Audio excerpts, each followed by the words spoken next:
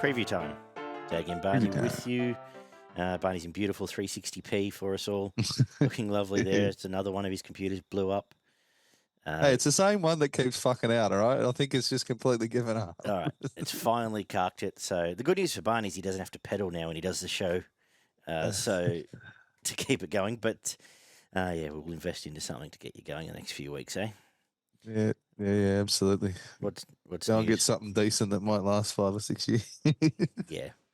Get into that big wallet of yours, David. That's it, mate. Yeah, what's happening? What's happened the last couple of days? Oh, not much. I'm in a bit of a mood now, to be Oh, gosh. All right. with you. Had a pretty rough day at work with a whole heap of issues and arguments during the day with different people, and then apparently there's a day for it. Bit of stuff at home as well. I come home and the dogs have dug up fucking all the new lawn, and now my computer's blown up. So it's been a day for it, but going all right anyway. How are you, mate? Hey, I'm right. Yeah, far less stressful day at least so far. So. And for anyone concerned out there, we had Blake in a vehicle. It was not under his steam when he left us on. Yes, we've had messages of concern. I believe his welfare is fine. Thanks to him for joining us for a couple of hours there. Yep. But he, as Chris said, was talking Braille by the end of the night. But that's fine. He's, that's what happens when you drink with me on a Monday afternoon. But anyway, we better get stuck into a preview time. Just knock over, not a great deal of news around at the moment. Just knock over PCTC first of all. That's in front of me. Very good. Polar Bears leading on 25 points already, getting a little bit of a break on the field with a clump of 8 or so on 22, then another clump on 21 and so forth. Ollie the Oracle is 18th, just about the highest ranked of the Footy and Frothies crew. So, there you go. I think Polar Bear won this 2 years ago as well. So yeah, that was obviously good offer at old Mr. Brockbank. We need to perhaps ask his tips in advance instead of ours the way we're going. But anyway, exactly. Fantastic comp. Check it out. We're mid racing there. There'll be a winter racing comp starting in about 6 weeks, I'd say. There is sport all year round: Premier League, AFL, NRL, Big Bash, and obviously the racing. So all that is up there at PCTC tipping comps. And well, good. Now we're back to. I guess we got through Easter weekend. We're back to normal, and not a bad round ahead. A couple of interesting matchups, which kicks off on Thursday night with the Storm hosting the Broncos, who have not won there since 2016. Storm going for 12 straight at AAMI Park. And for the Storm, Hughes is back from his suspension. Christian Walsh is back from his HIA. Cam Munster name, he needs to complete the captain's run tomorrow, so all eyes on that. But all of a sudden, the team looking a little bit more, up to scratch, really, with the big guns back. Sean Bloor is still starting in the back row. No Chan, who's not even on extended bench, so I assume still nursing something. And not much else to talk about in sort of team news apart from the big ones there. For Brisbane, Willison is out, and we see big Ben Takura starting 2 metres plus of him coming off the bench. Big raps on the young fella. Yeah, big monster there. And the rest of the back line all looks the same as it did last week. Tristan Saylor still in for the time being. I don't think we talked too much about Saylor, but how did he look last week? Yeah, very involved. Got in and around the ruck a fair bit. A little bit different to Walsh, not playing so much towards an edge. We're rather back through the middle a little bit, but was always in the right position when an offload was presented. Some good, nice light stepping in the middle of the field. Definitely looks like a threat, ball in hand. Didn't really do anything wrong in defence either. So. Definitely a capable number one somewhere if someone's looking for one. Yeah, well, exactly. Talented player there. What are you doing here though, down in Melbourne? Yeah, it's interesting coming off such a controlled performance from Brisbane last week. Melbourne off the bye is a pretty scary thought, as well as Hughes and Munster both coming back in here. I got a feeling this weekend will be you're going to see most of the winners just come because they've got more points in the side. Realistically, I think you're just going to see teams that their attacks just a lot better than their opposition. So I think you might, as long as Munster hits the ground running and Hughes is back up and at him, I think they might just sneak an extra try or two here. The Melbourne Storm, the defense is quite good in the middle of the field. Both sides got a couple of issues in the outside edges with their defense, but I don't know. Brisbane were coming off of such a big high last week. I think they might just come down a little bit. You got to travel to Melbourne, and then you got Melbourne up and ready off a bye. So. Melbourne 1-12 for mine. Hughes man of the match, and let's go with Tristan Saylor to score the first try for Brisbane. Not just off a bye, but off a loss before that as well. And Correct. They don't often cop two in a row. I'm going to. Well, this isn't an easy round actually, but I'm going to stick with Melbourne in Melbourne. 1-12. Same reasons. I just think now the band's back together. I think Hughes is going to provide the direction they lacked a fortnight ago, and they'll go through their systems a bit better, try and match up as well as they can with this forward pack, depleted as it is at the moment. Going to go as I've already said, Hughes being the difference. So I'll go with him man of the match. And first try scorer, we'll go with Will Warbrick out wide, but a good game for wingers. I think if you're going to look for wingers tries, which it hasn't really been a year for it, but down at Amy Park, I can see any combination of these come out with one or two. So possibly the way to look if you're looking for a same-game multi across the weekend. Interesting one up next as the Bulldogs host the Roosters at... where are we here? Accor. Accor, it is Accor. I don't know why the ground just disappeared. All right, it is Accor, where the Roosters have won 9 of the last 10 games against the Bulldogs. We've got Angus Crichton starting for the Chooks, with Tupanua going back to the bench. Terrell May, who's just signed an extension, I believe, $500,000 a year as well. So they've wrapped him up for the near future. Is on the bench as well. No other changes there for the Bulldogs. They have gone with the same team, bar Addo-Carr, who obviously was in a bit of trouble last week. Blake Wilson comes back into the side. No Preston, which sees Josh Curran start Harrison Edwards onto the bench, as does Katoni Katoga, who is in for Curtis Moran, of course. They're the changes here. Any hope for the Dogs? I think it's going to be similar to most of the season, to be honest. Hang on for 50 to 60 minutes, but by the back end of this game, I can see there being quite a few points heading the Roosters' way. I just think once that middle lets go, which I think will happen around with about half an hour to go, you might see the likes of... I've been tossing up who I was man of the match for this one, but I'm torn between Brandon Smith through the middle, if it does open up, whether he can absolutely have a field day with some running and short passing to set some guys up. But I've got a funny feeling Crichton coming back into the team as a starter might really just have a point to prove in this game, and you might see him tear open an edge there for half of this match. So I'm going to go with Angus Crichton, man of the match. Roosters 13+, and I'm going to go with Daniel Tupu, first try scorer. It's funny you mention that because I was actually my talking point in this game was I think they've started Crichton here to shut down Kickout. Yeah, Tupanua has obviously has had some issues on an edge in defence, and I think they can now Crichton. He's normally on the opposite edge though, isn't he? Well, they've got Butcher and Crichton back row.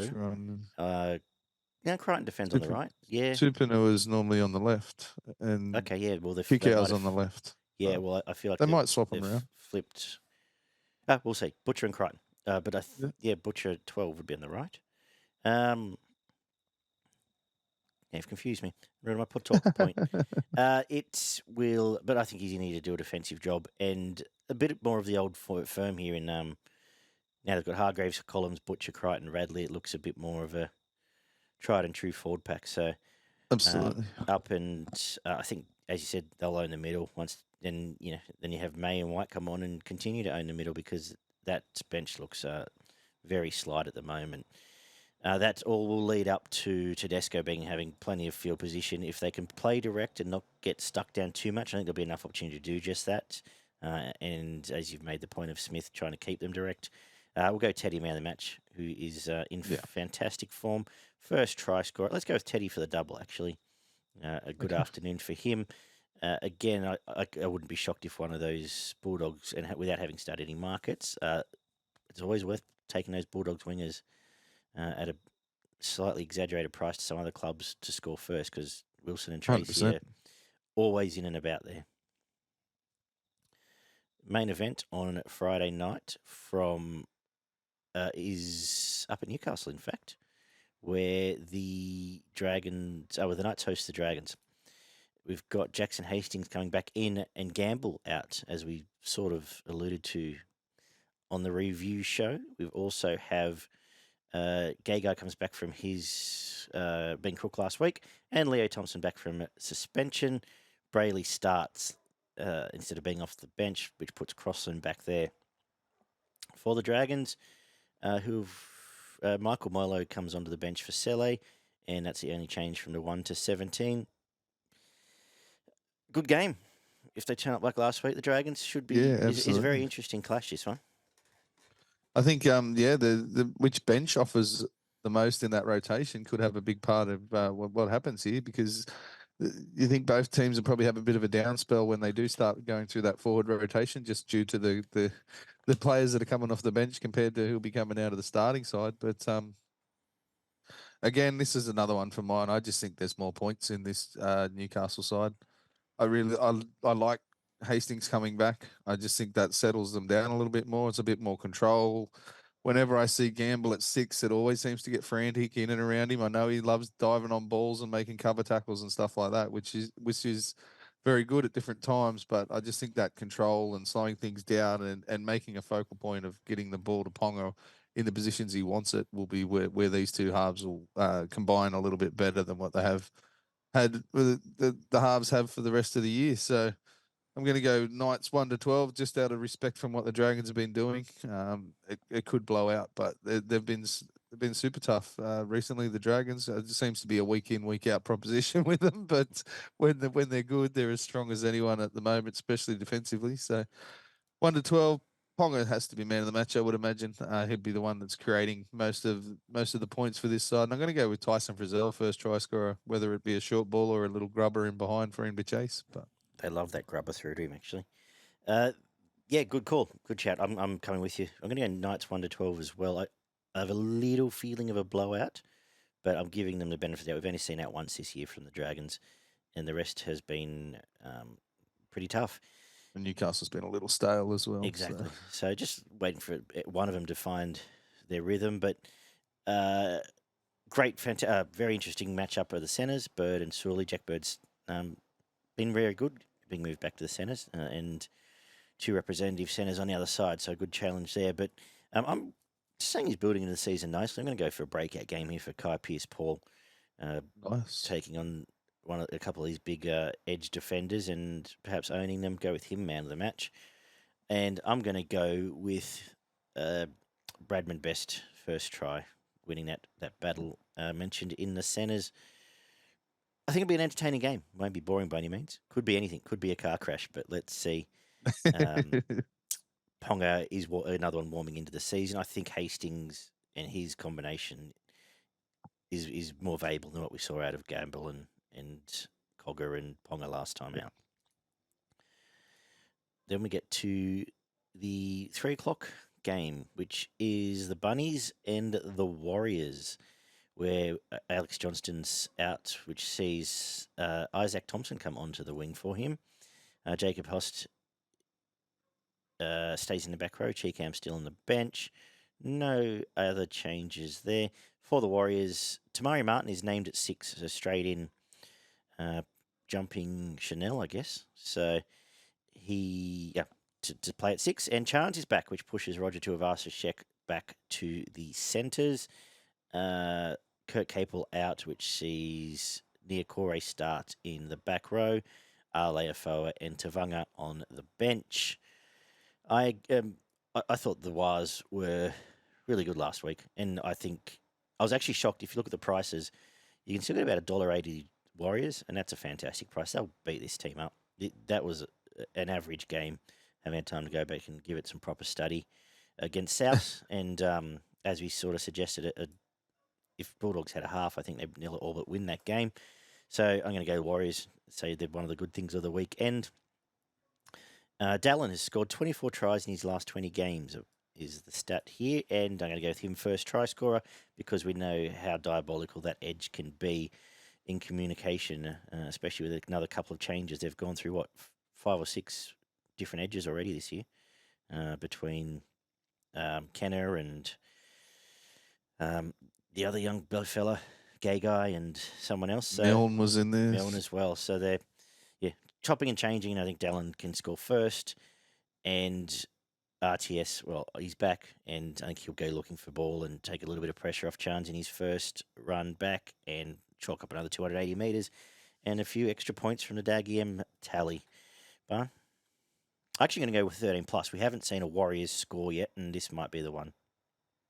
Yeah, they've seemed to sort of switch off in and out of games where they'll score a try or two and then they'll really back it off for 10 or 15 minutes and then start chasing again when the opposition comes to life. I think this one might be a bit closer than you think. The South's forward pack's not horrible by any means, especially defensively with the likes of Murray and Kulamatangi.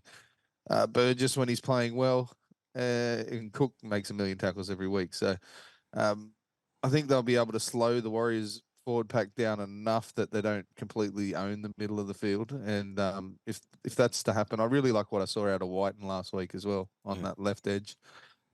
I think that's your matchup for the game, to be honest. You've got Whiten up against Berry and Tuivasa-Sheck up against Isaiah Tass. Like, they're two mismatches I've ever seen them. Like, I know Berry's been quite good this year, but you're trying to stop Whiten close to the line, or Milne just trying to stop Roger Tuivasa-Sheck at any time, realistically, at any spot on the field, is going to be an interesting watch if they can get those guys one-on-one. I think you'll see a try, maybe doubles out of both of those guys.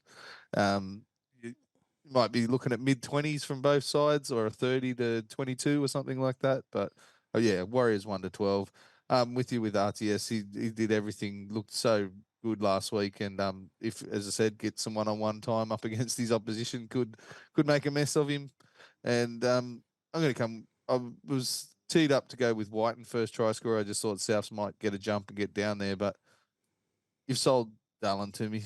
All right. I think if they can get him on the outside, even if they can get him on the inside of someone or running straight at someone, if they can isolate If they give him the ball, if he's they a can good chance isolate of him scoring. close to the line with about 20 metres out, he should do it quite easily. So, yeah. I know you're tipping points from South, but beyond White and individual efforts, we still need something out of the halves. No, of course. I just think, it's make or break time for him now. So realistically, whether it's even if it's not the halves, if they work through Murray and Cook, and then, but either Latrell or Walker does have to start getting involved when the ball gets a bit closer to the line, taking some pressure off some other people. So yeah, I expect one of those guys to provide a couple of either try assists or tries. 5:30 at Four Pines. The Seagulls host the Panthers. Unchanged again, Manly 1 to 17. We've pretty much seen all year, barring injuries. And for the Panthers, they welcome back Fisher Harris. Not a bad in off the back of a dominant performance last week. Mav Gaia makes way for him, and Schneider's still here. I think they're targeting Rare next week against the Tigers for Cleary to return. Again, any hope, Penrith, who have won the 8 straight against Manly? Any hope Manly is what I meant to say. I think if there's a matchup of any of them that's going to be this week, obviously DCE playing for a milestone. Yes, you would expect him to come out and play one of his better games of the season, overtaking Cliffy. Is it now to be the 310 the games. longest? Yep. Yeah. So one of the longest playing Manly servants. The longest playing, yeah.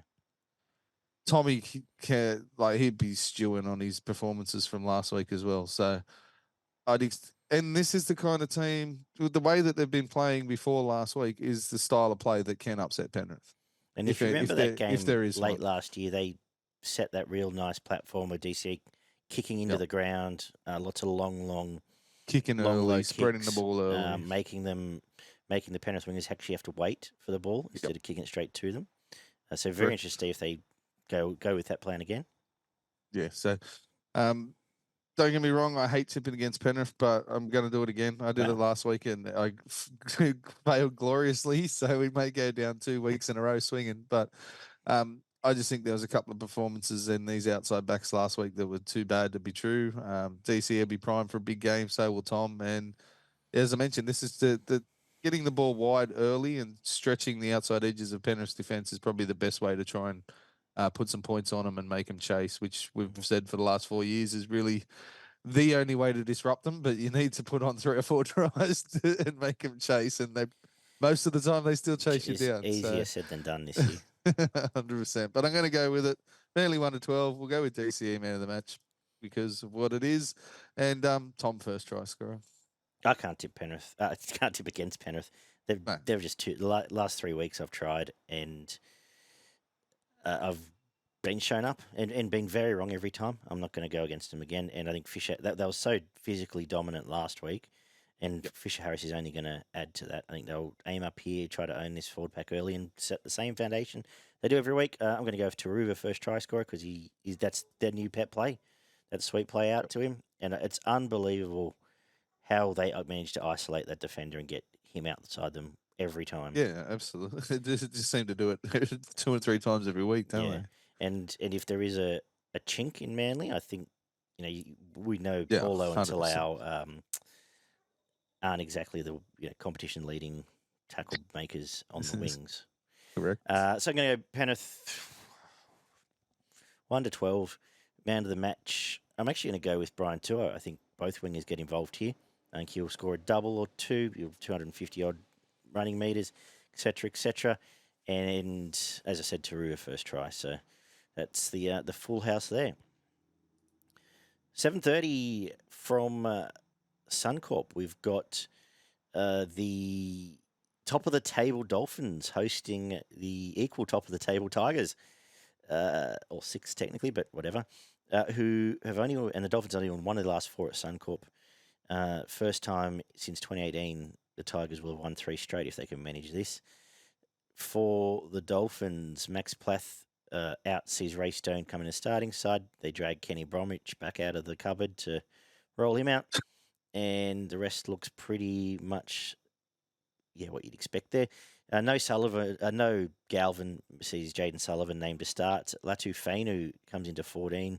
Very interested to see if there's not a late change there, but we'll just watch on that because the Raps are as big on Fainu as they were on Galvin coming into this season. Alex Twell's back as well and pushes. Who did he push off the bench there? Oh, Kapoa, of course, off the bench, who I don't think actually made it in the field last week. Do we dare believe, Barney?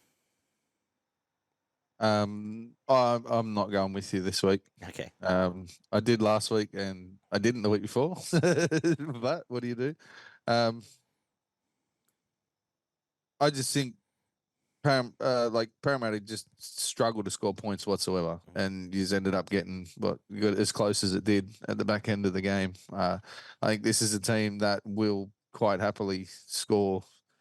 Will quite happily throw the ball around and really stretch your edges and give the likes of Farnworth, Avarillo, Asako, Hamaso opportunities out wide that Parramatta weren't providing last week. Don't get me wrong, if you turn up with the same defence that you put out last week, then you're going to do well and probably hold them out for a big part of the game. But that's 2 massive back-to-back efforts from the Tigers. Whether I just got a feeling that the defence might not be as strong this week, and a few more points in the Dolphins. I'm still only going 1-12. I'm going to go with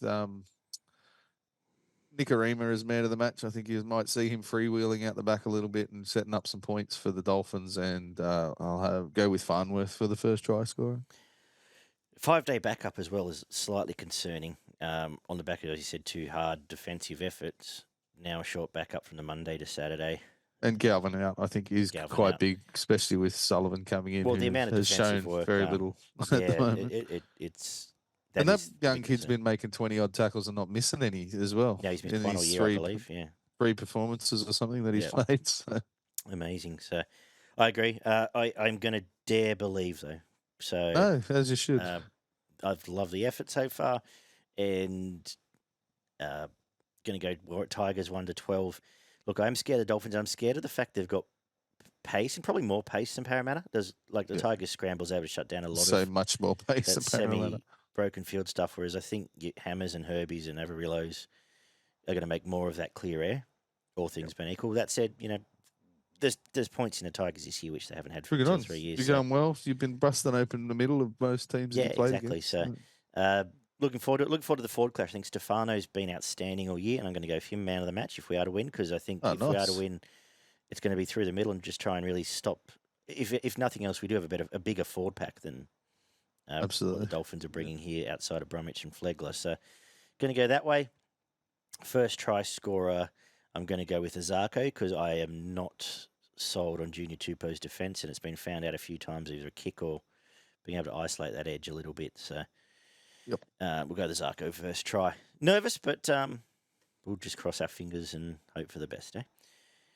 We head up north next to kick off Sunday evening, where Cowboys are unchanged from their wet track effort last week. It's the 200th game for Jake Granville. And Titans, the swords come out. Harley Smith-Shields onto one wing, Joey Joe Fafita onto the other wing. So we've seen Liu and Sammy both chopped, and Khan Pereira, obviously. Fafita stays on the bench for now. Jolliffe moves to prop, Aaron Clark to lock, and Josiah Pahulu is the new 17 on making his debut. Cowboys have won their last three of the last four against the Titans, who have only ever won one game out of the last 12 in Townsville. I think there needs to be a drastic shift for me to even entertain thinking about tipping the Titans in Townsville. I think some sloppy efforts from Drinkwater and Co in the wet, that Peyton would have been particularly unhappy, obviously, all week. I think the bounce back's on here. Coming home, dry track. And speaking of dry track, while I think of it, apparently we're about to get the Ark's about to throw through Sydney again. Does I heard. Does that affect any of these games? I probably should have mentioned it in the Sydney ones, but probably suits Penrith. When they say it's going to kick off on Friday, Yeah. It probably does. Actually, well, it doesn't because they don't have Nathan Cleary, so it might almost suit TC either. But because Cleary's a master of the wet field kicking. It might slow the Dolphins down a little bit, but they're up in Queensland, aren't they? So that's not really going to matter. No, I don't. I can't see a huge amount of these games being impacted. Maybe Dragons Knights on Friday night might slow down the ball movement. If nothing else, keep in mind if you're doing margins and whatever, maybe not too many blowouts. Anyway, back to here. So as I said, I can't possibly tip the Cowboys. Tip against the Cowboys. It's been very late since Barney had to rebuild a computer. Drinkwater on the bounce back. I'm going to give him man of the match. Copped a bit of flack last week for his defence and some of his efforts there. I think he bounces back and is critical to 2 or 3 tries here. 13 plus. First try scorer, Kyle Felt, because it's what Kyle Felt does. Yeah, very good. I'm the same, mate. There's not a chance in the world I'm tipping the Titans off what they've provided this year, and Todd Payton's going to be really adamant that the Cowboys win the middle in this first 20 minutes.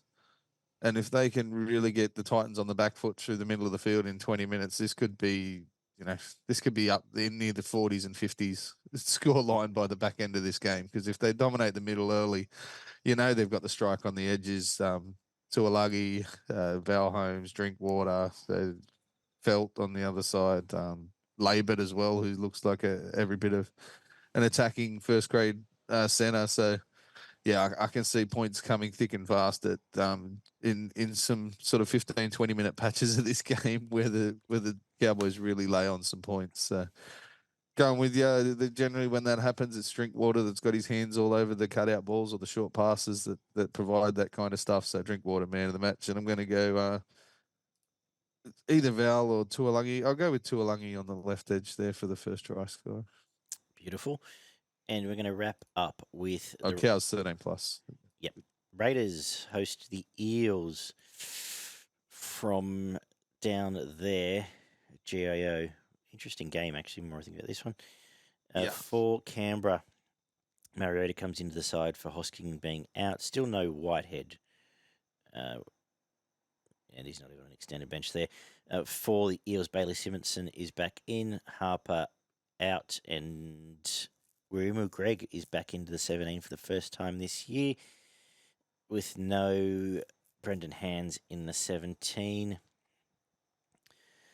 Yeah, what do you do after? About time he stopped wasting time with Hands at 17. He's barely been playing the bloke, let alone him performing when he does get time. Obviously, they've got to this and gone, we can't carry two forwards on the bench against Canberra. But Canberra... This is probably, at the moment, the Eels' dream matchup. Another team that's going to come really hard through the middle of the field, and a team that probably won't blow them away if they do make issues trying to force the ball wide. You got the young fella Blaze with Dylan Brown, a second week with their combination. I just think that Canberra strangle them out of this game, to be honest. I think Fogarty's kicking game and control of field position this year has been immense for the Canberra Raiders. And if they get an even share of ball, I think his kicking game will be the difference. I think those pinpoint attacking kicks for which should provide points, long range kicks downfield, which we didn't see out of either of those guys from Parramatta last week against the Tigers either. So I just think that the classy kicking game probably gets the Raiders home on maybe a dewy Sunday night. It might be waterlogged, who knows? But if it's confined to the middle of the field, Raiders have got a pack that can go with Parramatta for a big part of this game as well. So I just think the Raiders will be a little bit more clinical when it comes to finishing offsets. And I know what they did last week. They completely fucking bottled the game and disappeared for a good 45 minutes. But you're pretty sure that won't happen again. Definitely not directly the week after Ricky's chewed them out for 5 days of training. So I'm going to go with Raiders 1-12, Fogarty man of the match, and Tomoko for mine has been the biggest threat for the Raiders the entire year. So it's either him first try scorer, or you're going to see something like a barge over from Tarpanay or Borlo in the middle of the field. I am a little bit stumped here because I sort of want to. I feel like this matchup suits Parramatta, but I just had a look then. 80 mil of rain coming through Canberra on this Friday and the Saturday. We've got, and the fact that Parramatta had 70% of the ball, could only come up with 3 tries, and then Tigers only had one attacking. I think it was one tackle in the opposition 20, and they conceded 3 tries. In about 50 minutes, or that's the entirety of the game. I think it was either the last hour. It was pretty close to the last one because, but it was only 35% possession and a 10-2 penalty count. So they still conceded 3 tries on the back of that, and I feel like in a team that relies on outside backs getting blokes one-on-one and beating them, Tomoko and Chris are going to enjoy playing against his Parramatta backline. The wet track. Big question marks around both of these teams after last week. So I'm actually coming with you. I was going to tip Parra. I'm going to change and change to Canberra, and I'm going to agree that in the wet, Fogarty's kicking game should be the difference. Parramatta just don't have that. Don't have a pinpoint kicking game. 2 running halves and Gutho, so I guess 3 running halves. So let's go Fogarty man of the match. Let's go first try scorer Tomoko as well, and 1-12 Parra. In what could be a slog. I don't think either team cracks 20, to be honest. Yeah, quite possibly could be single digits against each other. This could also be 36-38. 100%. For that record, I think if Parra to win, it'll Gutho go out his way to get his hands even more on the ball. He was really, really good last week. So panic stations almost if Parra don't get the job done here. Oh, absolutely. Yeah. All right, that's our look through round 5, aren't we? Steamrolling through the first third of the year. Did you have any Supercoach points, thoughts? Quickly, haven't done much work. Well, obviously Metcalf's out now this week, who was one of the better options at 5'8".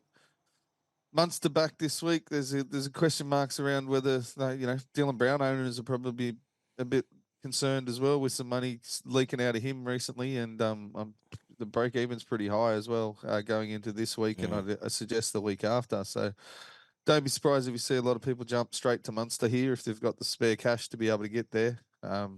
Do we get the problem is, do we get 55 minutes of Munster if they lead for the possibly. next couple of weeks? Do they nurse him right back in? I don't know. 100%. If he's not, we don't know how bad that groin injury is. It's been bad enough to keep him out for over a month, so it's obviously not great. 5'8" is a really tough one this week. I would have been happy just to sit off Metcalf for a week and have a look. If Galvin didn't get himself suspended this week, If Galvin didn't get suspended, I would have played him as my solo 5'8" and just. I've got to the stage where I'm just going to pump money into stars elsewhere and not worry too much about halves being a dominant force. Yep. I've decided to bulk out my centre dubs, go and get your Vals, your RTSs, your Cobbos of the world, and just get now's probably the time to be doing that as well. As long as you've got a decent, sort of schedule, and there's not buys and stuff, and really tough competition games coming up. And the other key, we're only a month away from having to worry about Origin. Yeah, 100%.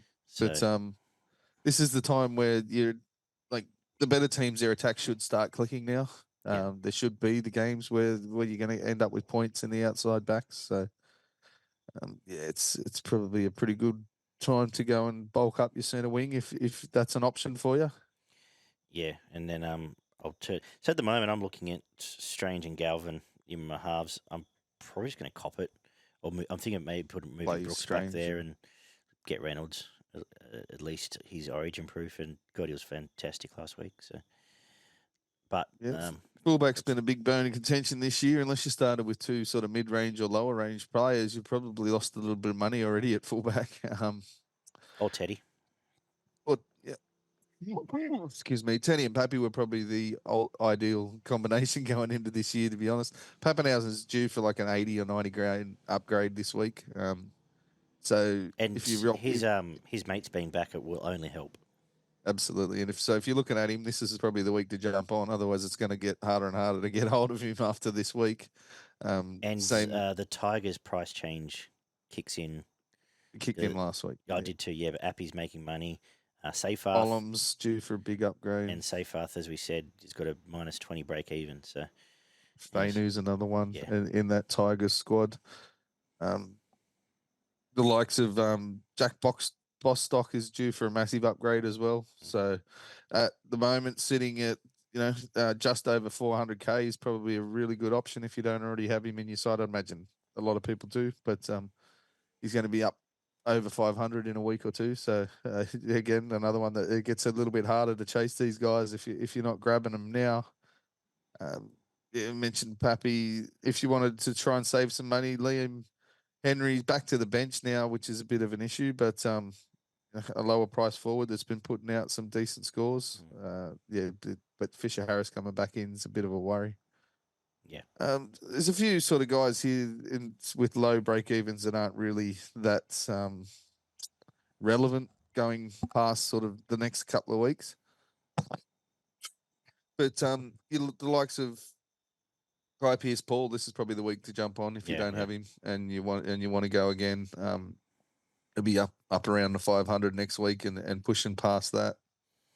Josh Kerr's the same, I believe, and if you've missed the boat on Terrell May, maybe last chance potentially. Yeah, 100%. Not really. Like, there's a few guys here like Latrell's is due to lose a bit of cash unless he tons up this week. Kennedy's already lost a ton of cash and looking to lose a whole heap more. So I'm glad I tipped everyone into that before the season started. Dylan Brown's lost 90 and due to lose another, unless he gets up over 70 or 80, due to lose another 40. So 5'8" at the moment is probably the hardest position on the field to sort of get your head around. And Hooker's probably not far behind, especially if you started with those two cheap options. Because it's now a fair jump to try and get up to those top guys. Even with, the likes of Lussick making 100 grand, you still need to find another 300 to get, to the very top of the hook and tree. Yeah, I think Appy's due to make about 90. So yeah, and a few of those guys are most of them, apart from Appy, are losing money this Mm. week too. So whether you ride it out another week and then hopefully maybe get a slight bump from Lussick and a drop from someone else and go next week. But The other problem with Appy, Supercoach still mad in. yeah, I know. The other problem with Appy, and I've got Appy and Harry, is that I couldn't imagine Appy not being in New South Wales team. on Not current form. now. No, So- definitely not now. What he's been putting up. Yeah, so I'm going to lose two of them for a bit, but is what it is. The joys we deal with. Have you got a bet for us?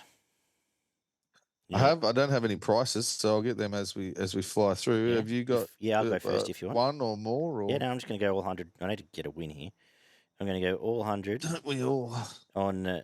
I really like the prices around this too. You can get $1.90 for Warriors -1.5, which is a exceedingly generous line, I think, against Souths. Yeah, And absolutely. Penrith are -2.5, $1.95. I was just going to do the all up on those, but I'm actually going to grit my teeth and throw the Tigers head to head in at $2.45. That's going to pay $9.10. $100 on that obviously returns $910, and that should set us up for next month. Okay. I'm going to go Storm, Warriors, and Dolphins. Just a simple head-to-head bet there. I think it'll only get you around the $4 mark, but Storm, Warriors, Dolphins. Yeah, $4.10. We'll have Beautiful. $60 on that. Mhm. And I'm going to go the Cowboys and the Roosters 13 plus. So just find this. So I'll get your prices in a second anyway. But Cowboys Roosters 13 plus. I'll have 20 on that, and I'm going to have 20 on Val, Dallin, Wateni, Zelezniak, and Tommy Trebojevic to score at any time. So Lovely. and I'll have the other 20 on that. Obviously, Sharks with the bye. What's got you frothing this week? I'm not having to worry about the Sharks losing. It's pretty good, isn't it? It's not a bad, not a bad thing. Or playing like dog shit for half the game.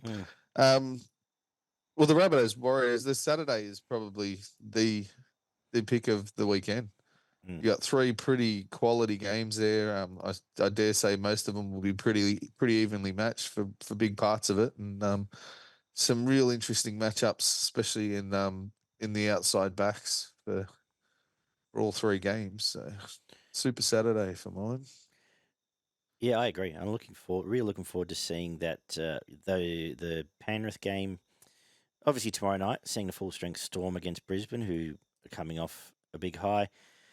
And there's a sick fascination in me wanting to see what happens in this Canberra Parramatta game now.